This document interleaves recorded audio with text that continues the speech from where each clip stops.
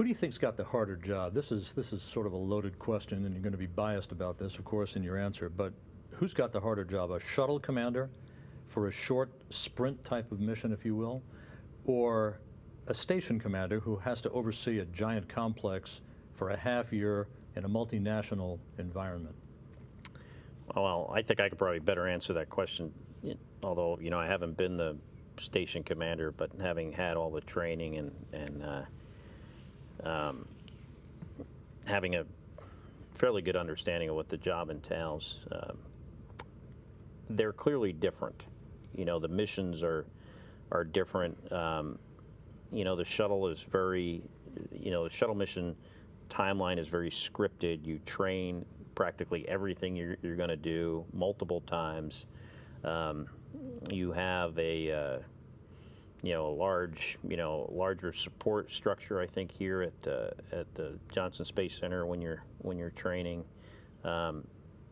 As a station crew member, in some ways the training's somewhat more autonomous in that you do a lot of it by yourself. It's in various countries, different systems, and different types of philosophies on design and the hardware.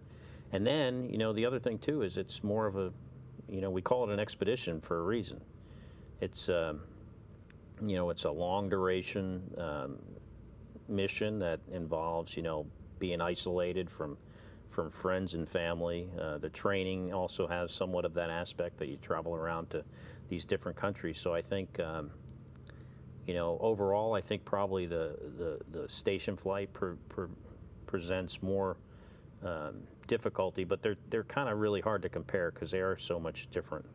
I think, Rob, you almost answered the question in your question. You said the short sprint or the long duration, expedition, and I think it, just like a race, right? What's harder, the sprint or the, the long, the long run? And they're hard for their own reasons, and they just have unique, different things about them that are both difficult. Scott, before we press ahead with a few other types of personal questions about what lies ahead for you all, I'm intrigued always by Soyuz landings. I've been to the landing site many times myself. You've seen the landings on TV. Obviously, you've trained now for them. It's not wheel stop, Houston. It's thump and bang, and they call it the E-ticket. Any U.S. astronaut who has rode home on a Soyuz calls it the E-ticket, basically. What do you think that's going to be like for you? Well, I think it's an E-ticket if you consider like crashing, an E-ticket ride. I mean, my understanding is it's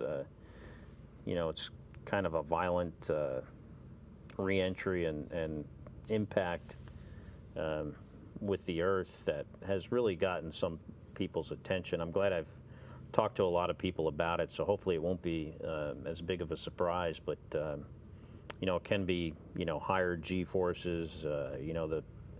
The Soyuz spins up underneath the parachute. There's a equalization of pressure that, causes the inside of the vehicle, depending on the atmospheric conditions, to fill up with condensation.